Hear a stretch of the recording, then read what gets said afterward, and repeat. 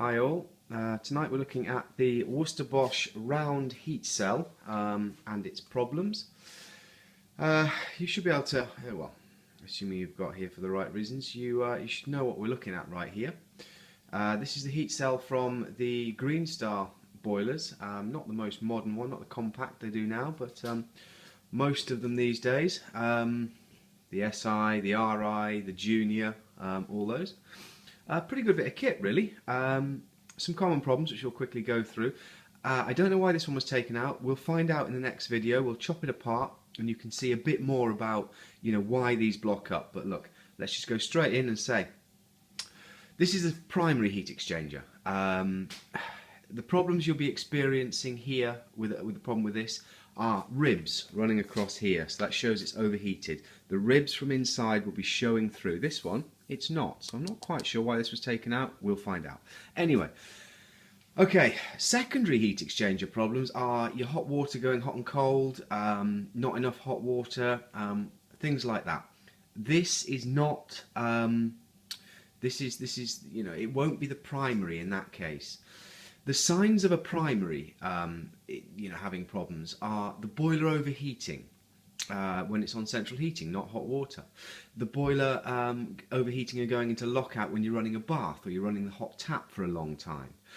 A lot of hissing noises, a lot of knocking, a lot of banging, things like that. Now do bear in mind, you've got to make sure the pressure's up on the boiler or you can't really tell on these things. But look, let's not go into too much diagnosis, let's just run through and see. Oh, by the way, another thing you may be getting with this is explosive ignition, where it lights, it goes boom like that. That also can be problems with the heat exchanger. Anyway, what happens? Okay, so the water comes in here, and what it does, or out here, who knows, doesn't matter. And what it does is it then has to go a hard left. You see there? Basically, it's coming. It has to go at 90 degrees straight out from there. And what tends to happen? The water circulates around this in a spiral. Well, so I'm told. We'll find out when I chop it to pieces. But basically what's happening is that right there is where it blocks up, in that top edge. Now I have in the past considered tapping, but I don't think it's a good idea. I've taken the outlet off on occasion, and I've cleared it up in here. But this tends to be where it chokes up, because I think these, judging by the ribs that you see, these channels are quite wide round here. Anyway, common problems with these. The ribs shows you overheated it. It running for 20 minutes or no, it's not 20 minutes. Running for 5 minutes, running a bath, and then out the boiler goes. It shows lockout on overheat. Quickly, when you're servicing one of these, your engineer should be running water through these. I mean, you can brush them out and things like that, but the main thing is, you see that white stuff in there? It dissolves really, really easily with water. So when you're actually servicing it, hang on, there we go.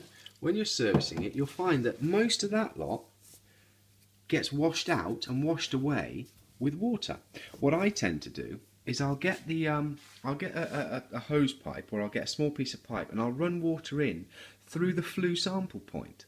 So it runs down and through the heat exchanger, because you've got all this gubbins in here. You've got a whole lot of stuff in here. You've got sort of a baffle there, and there's some of that white stuff there. See on the bottom? We'll just do that, and you'll see how mostly it's gone. So running water through them is crucial. There's also another bit in there. Bear in mind that if you put these back in wrong, you get all kinds of problems. Some quick tips on these, by the way. If you're ending up with massive CO production at low burn, have a look and see if the bottom of the burner is split, because that's something I've come across a few times. But anyway, so there we are. You want to check at the bottom to make sure that there's not too much muck when you after you've run water through the top.